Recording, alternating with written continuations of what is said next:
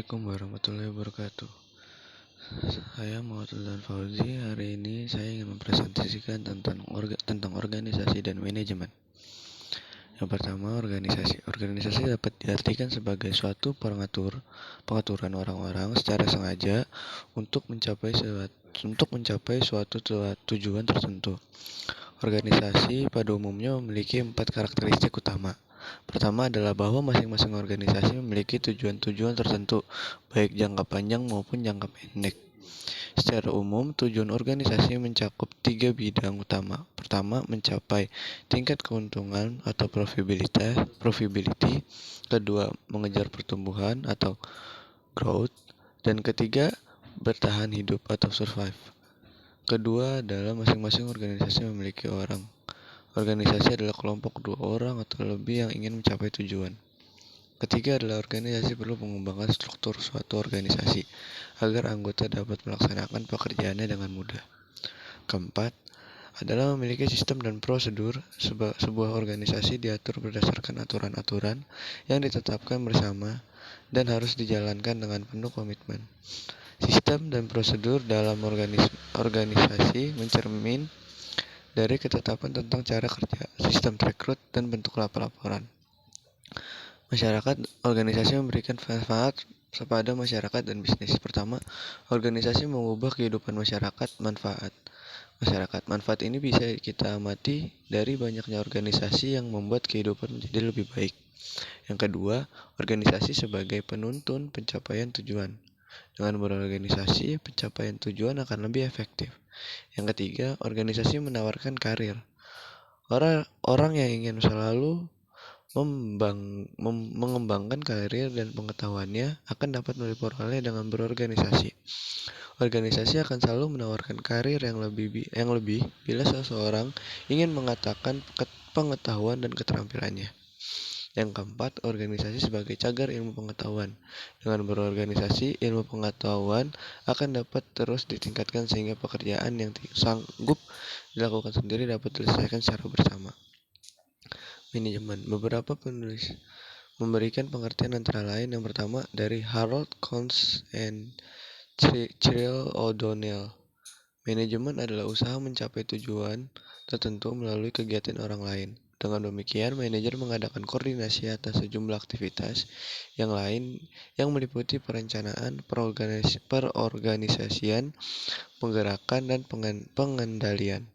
Yang kedua, R-Theory Management merupakan suatu proses khas yang terdiri dari tindakan-tindakan perencanaan, perorganisasian, penggerakan, dan pengadilan yang dilakukan untuk menentukan serta mencapai sasaran yang telah ditentukan sebagai pemanfaat sumber daya manusia dan sumber-sumber lainnya. Yang ketiga dari James F. Stoner Management adalah proses perencanaan, pengorganisasian, dan penggunaan sumber daya organisasi lainnya agar mencapai tujuan organisasi yang telah ditetapkan.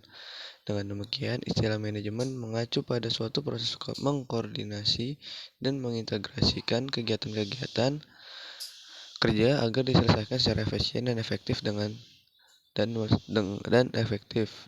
melalui orang lain. Efisiensi adalah kemampuan organisasi dalam menggunakan sumber daya dengan benar dan tidak ada pemborosan. Efisiensi merupakan bagian yang terpenting dalam manajemen karena mengacu pada hubungan antara keluaran dan masukan, output or input. Efektivitas menunjukkan kemampuan suatu perusahaan dalam mencapai sasaran atau hasil akhir yang telah ditetapkan secara tepat. Antara efektivitas dan efisiensi itu saling terkait. Organisasi tidak hanya dituntut mengejar suatu tujuan semata, akan tetapi bagaimana tujuan itu bisa dicapai dengan cara efektif dan efisien. Organisasi yang mencapai suatu kesuksesan adalah organisasi yang mampu menciptakan secara bersama-sama tingkat efisiensi dan aktivitas yang tinggi. Selain pengertian tersebut, manajemen juga diartikan sebagai istilah atau sebutan, sehingga dengan istilah tersebut masing-masing orang dapat memandang manajemen sesuai dengan cara pandang mereka. Walaupun berbeda cara pandang, namun konsep manajemen tetap mengacu pada perencanaan, pengorganisasian, pengarahan, dan pengendalian. 1. Manajemen sebagai proses kegiatan sebagai suatu proses kegiatan manajemen diartikan sebagai suatu rangkaian kegiatan yang dimulai dari kegiatan perencanaan, pelaksanaan, serta mengkoordinasikan apa yang direncanakan sampai dengan kegiatan mengawasi dan mengendalikan. Agar sesuai dengan apa yang direncanakan, manajemen sebagai proses lebih ditekankan pada proses pengelola dan mengatur pelaksanaan itu diselenggarakan dan diawasi. 2. Manajemen sebagai ilmu dan seni dapat diartikan sebagai upaya pencapaian tujuan dengan pendekatan menjelaskan fenomena-fenomena dan gejala-gejala manajemen serta mengtransformasikan pada mengidentifikasikan proses manajemen berdasarkan kaidah-kaidah ilmiah. Manajemen sebagai suatu ilmu memiliki ciri-ciri sebagai berikut. Pertama, prinsip dan konsep dapat dipelajari. 2. Decision making dapat didekati dengan kaidah ilmiah. Objek dan sasaran manajemen untuk mencapai tujuan sebagian adalah elemen-elemen yang bersifat materi. Yang keempat, dalam penerapannya, manajemen memerlukan pendekatan dari bidang ilmu yang lain seperti ilmu ekonomi, statistik, akuntansi, dan lain-lain. Dan seni dalam manajemen adalah pemakaian pengetahuan pada situasi tertentu yang dilakukan secara kreatif, ditambah dengan skill tertentu. Manajemen sebagai seni memiliki ciri sebagai berikut.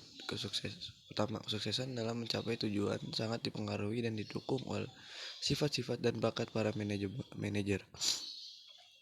Kedua, dalam proses pencapaian tujuan seringkali melibatkan unsur naluri, perasaan, dan intelektual. Yang terakhir, dalam pelaksanaan kegiatan, faktor yang cukup menentukan keberhasilan adalah kekuatan pribadi yang kreatif yang dimiliki. Dari kedua ciri manajemen tersebut, dapat disimpulkan bahwa proses manajemen itu tidak hanya berkaitan dengan masalah kebendaan saja, namun juga berhubung dengan manusia.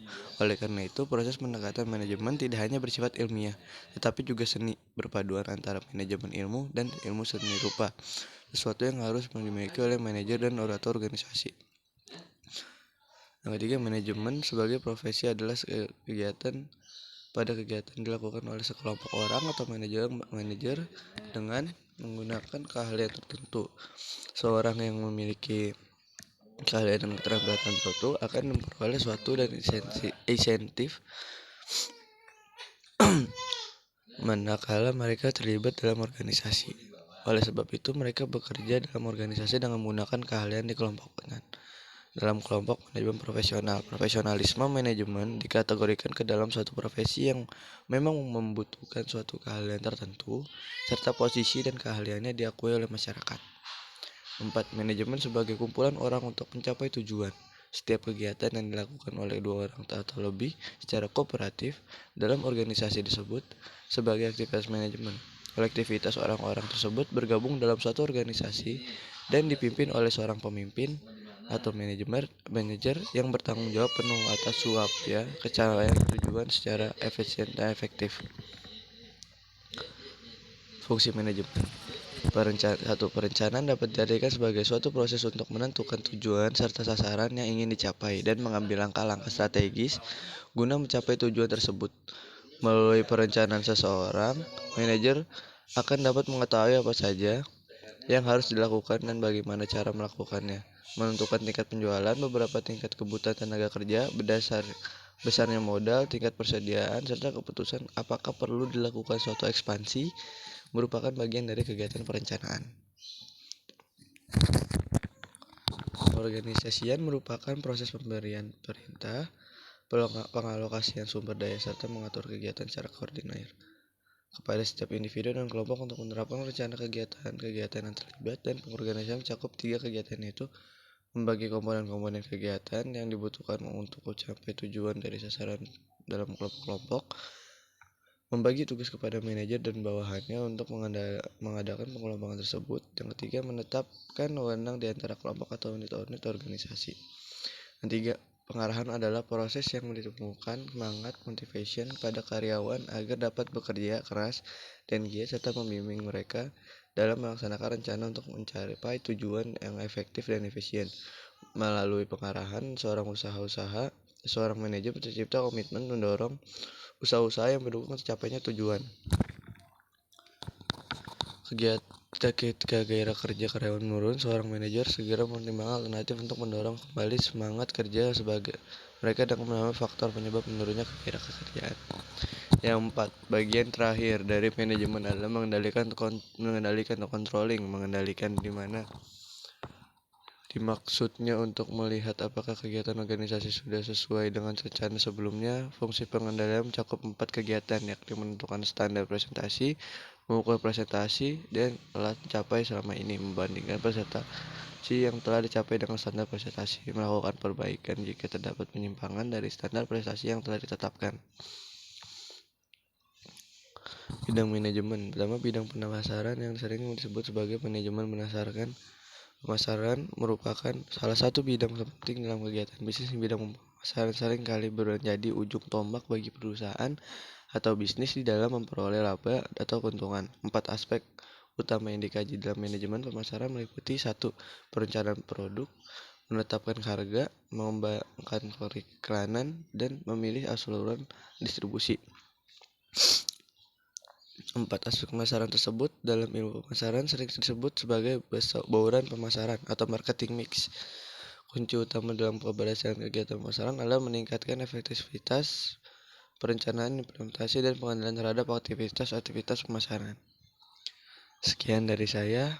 Wabillahi taufiq wal hidayah. Wassalamualaikum warahmatullahi wabarakatuh.